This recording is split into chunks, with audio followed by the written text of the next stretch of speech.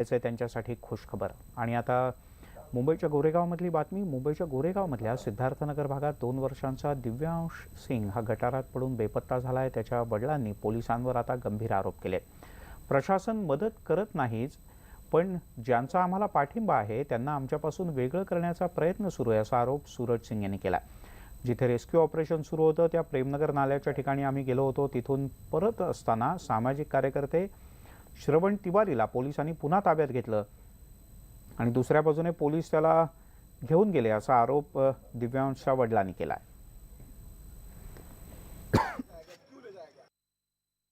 उनको सब ये सिर्फ अलग करने में जुटा हुआ है।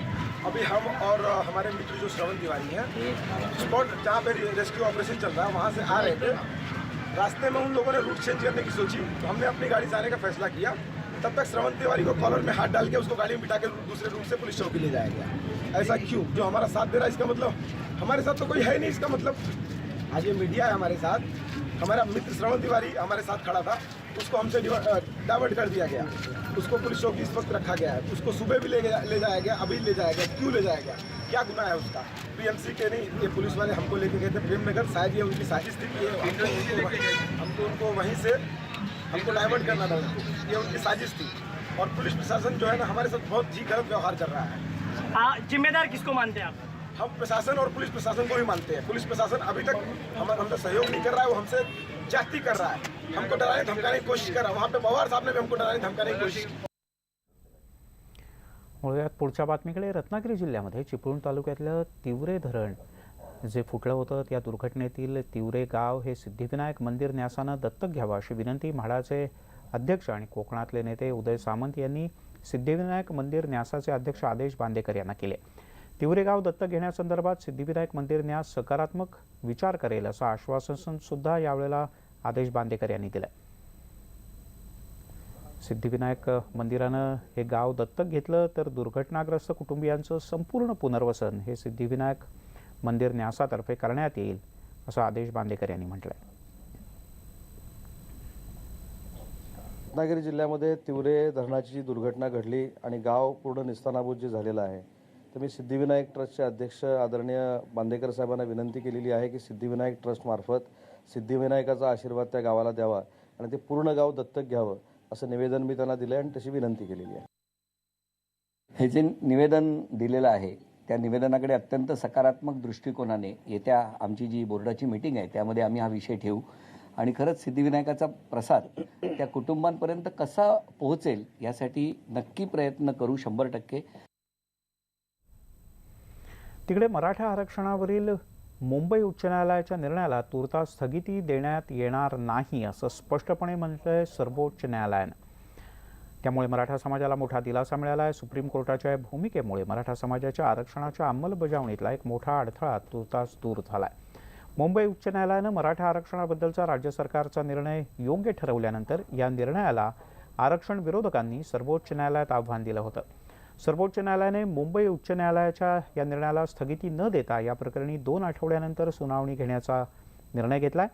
दरम्यान मराठा आरक्षण पूर्वलक्षी प्रभावानं मात्र लागू करता येणार नाही असं सर्वोच्च न्यायालयानं म्हटलंय। हा कायदा 30 नोव्हेंबर 2018 पासून लागू करण्यात आला, त्यापूर्वीचे लाभ त्यांना देता येणार नाहीत असं न्यायालयानं नमूद केलंय। कोणत्याही प्रकारची कोणत्याही विषयाला स्थगिती दिलेली नाहीये। सुप्रीम कोर्टाने फक्त नोटीस इश्यू केली आहे आणि स्थगितीच्या मुद्द्यावर 2 आठवड्यांनी प्रकरण ठेवलेलं आहे। सरकारतर्फे आज असं सांगण्यात आलं की ॲक्टचं इम्प्लिमेंटेशन झालेलं असल्यामुळे एज्युकेशनच्या फील्डमध्ये सुद्धा जागा भरण्यात आलेल्या आहेत, एम्प्लॉयमेंटच्या फील्डमध्ये सुद्धा जागा भरण्यात आलेल्या आहेत। त्यामुळे आता ही परिस्थिती पुन्हा रिव्हर्स करणं अवघड आहे। त्यामुळे कोणतीही स्थगिती देण्यात येऊ नये असं स्पष्टपणे सांगण्यात आलं, ते कोर्टाला मान्य झालं। माननीय मुख्य न्यायमूर्ती यांच्या पीठाने आज प्रकरण ऐकून राज्य सरकारला आणि इतर प्रतिवादींना नोटीस इश्यू केलेली आहे।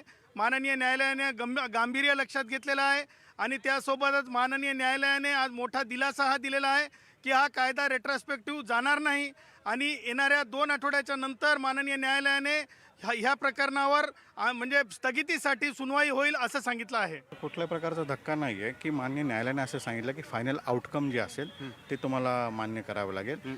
नोटीस त्या ठिकाणी बजावलेली कुठल्या प्रकारची स्थगिती नाही. नाही, पण त्यांनी असं म्हटलंय रेस्ट्रिक्टिव्हली हा पूर्वानुभाव कायदा लागू होणार नाही. हा धक्का आहे सरकारला. नाही, मी नाही मान्य करत. जर स्थगिती जर दिली असती तर धक्का असता. आज कुठल्या प्रकारची स्थगिती देण्यात आली नाही, त्यामुळे मला नाही वाटत की अडचण आहे याच्यामध्ये. तिकडे पश्चिम बंगालमध्ये एक मोठी बातमी हाती येते. पश्चिम बंगालच्या मुख्यमंत्री ममता बॅनर्जी यांनी एक पदयात्रा सुरू केली आहे. पाणी वाचवा, जीव वाचवा अशा प्रकारचा संदेश देण्यासाठी ही पदयात्रा ममता बॅनर्जी यांनी सुरू केल्याचं कळतं. कोलकात्यामध्ये त्या आपल्या सहकाऱ्यांसह या पदयात्रेसाठी निघाल्या आहेत.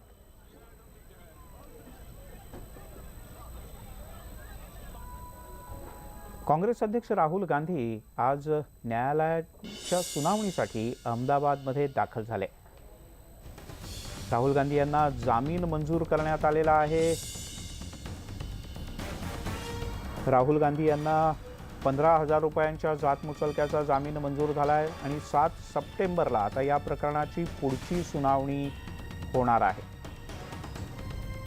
काँग्रेसचे अध्यक्ष राहुल गांधी अहमदाबादच्या कोर्टामध्ये आज हजर झाले होते. काही मानहानी प्रकरणी त्यांच्या विरोधात खटला दाखल करण्यात आलेला होता. कोर्टात पोहोचण्यापूर्वी त्यांनी एका हॉटेलमध्ये थांबून डोसा खाल्ला. सध्या राहुल गांधी यांचे असे अनेक व्हिडिओ समोर येत आहेत. दरम्यान